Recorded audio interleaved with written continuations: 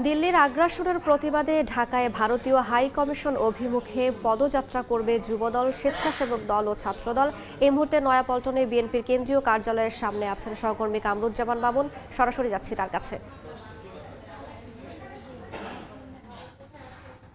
আগরতলায় বাংলাদেশের সহকারী হাইকমিশনে হামলা, জাতীয় পতাকা অবমাননা এবং সাম্প্রতিক দাঙ্গা বাঁধানোর যে ষড়যন্ত্র, সেই ষড়যন্ত্রের বিরুদ্ধে প্রতিবাদে যুবদল, স্বেচ্ছাসেবক দল এবং ছাত্রদল এই তিনটি সংগঠনের সমন্বয়ে আজ একত্রিত হয়ে এই নয়াপল্টন কেন্দ্রীয় কার্যালয়ের সামনে থেকে প্রতিবাদী যৌথ পদযাত্রা এবং স্মারকলিপি প্রদান কর্মসূচির আয়োজন করা হয়েছে। এবং এই কর্মসূচিতে অংশ নিতে এরই মধ্যে আমরা দেখেছি যে এই যে স্বেচ্ছাসেবক দল, যুবদল এবং ছাত্রদল, এই তিনটি সংগঠনের শত শত নেতাকর্মী এরই মধ্যে নয়াপল্টন কেন্দ্রীয় কার্যালয়ের সামনে এসে সমবেত হতে শুরু করেছেন। এবং এই কর্মসূচিটি, পদযাত্রাটি সকাল 10টায় শুরু হওয়ার কথা থাকলেও কিছুটা বিলম্বে শুরু হচ্ছে। এখনও নেতাকর্মীরা আসছেন।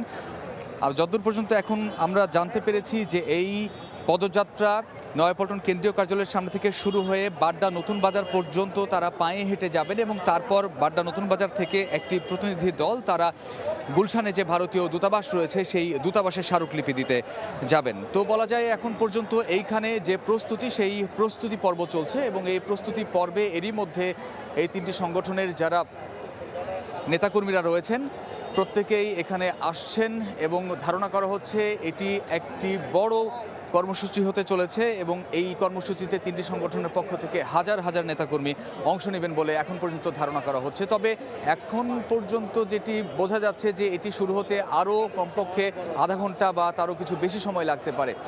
আর এই যে স্মারকলিপি, তারা স্মারকলিপি আজকে দিবেন এবং এটি তাদের প্রতিবাদের ভাষা। তারা বলছেন যে ভারতীয় যে আগ্রাসন, এই আগ্রাসন রুখে দিতে তারা রাজপথে রয়েছেন এবং কোনোভাবেই দেশের সার্বভৌমত্ব হুমকির মুখে পড়ুক বা হুমকির মুখে ফেলতে পারে কেউ, এমন ধারণাও যদি কেউ করে তাহলেও তারা ভুল করবেন। দেশের সার্বভৌমত্ব রক্ষায় এই তিনটি সংগঠন তারা অঙ্গীকারবদ্ধ হয়েছেন। তারা বলছেন যে তারা রাজপথে রয়েছেন এবং সকল ষড়যন্ত্র মোকাবেলা করার জন্য তারা প্রস্তুত রয়েছেন। তো এই স্বেচ্ছাসেবক দল, যুবদল এবং ছাত্রদলের যে যৌথ পদযাত্রা এবং স্মারকলিপি প্রদান কর্মসূচি গুলশান দূতাবাস অভিমুখে, ভারতীয় দূতাবাস অভিমুখে, সেই পদযাত্রা যখন শুরু হবে আমরা সরাসরি সেটি আসলে আপনাদের দেখানোর চেষ্টা করব। নয়াপল্টন থেকে যুক্ত হয়েছিলেন সহকর্মী কামরুজ্জামান মামুন।